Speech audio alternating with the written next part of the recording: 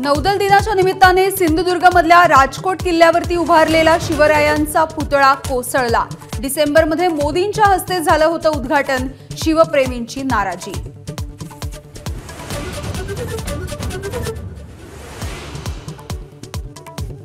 आमदार वैभव नाईकांकडून सार्वजनिक बांधकाम विभागाच्या कार्यालयाची तोडफोड, महाराजांचा पुतळा कोसळल्याच्या घटनेचा निषेध, अनेक नेत्यांकडून शिवप्रेमींना शांत राहण्याचं आवाहन।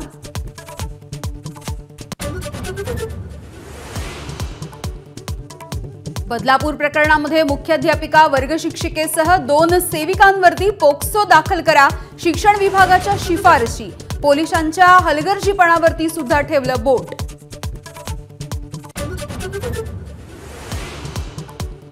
बदलापूर प्रकरणातील मुख्य आरोपी अक्षय शिंदेची न्यायालयीन कोठडीमध्ये रवानगी, तर फिर्यादीच्या वतीनं असीम सरोदेंकडून वकीलपत्र दाखल।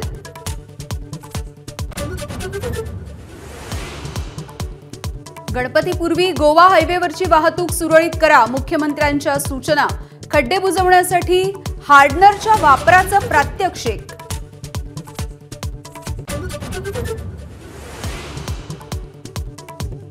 कथित दिशा सालियन प्रकरणावरून भाजपाचं संभाजीनगरमध्ये आदित्य ठाकरेंच्या विरोधात आंदोलन, ठाकरेंची शिवसेना आणि भाजपचे कार्यकर्ते आमने-सामने, पोलिसांकडून दंगलीचे गुन्हे दाखल।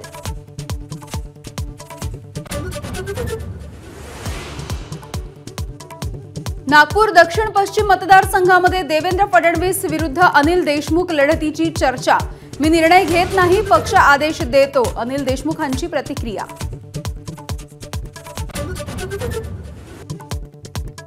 जीएसटी इमारतीचं उद्घाटन करण्यासाठी गेलेल्या अजित पवारांनी पीडब्ल्यूडीच्या अधिकाऱ्यांना सुनावलं, कामाच्या निकृष्ट दर्जावरून संताप।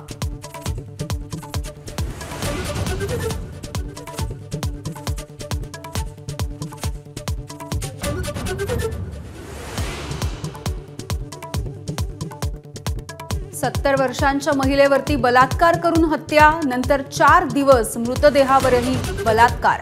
लातूरच्या भेटा गावामधली घृणास्पद घटना।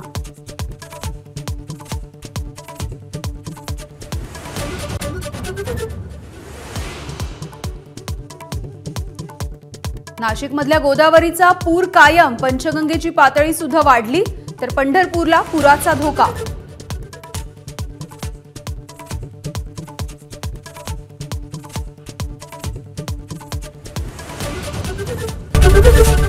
एबीपी माझा, उघडा डोळे।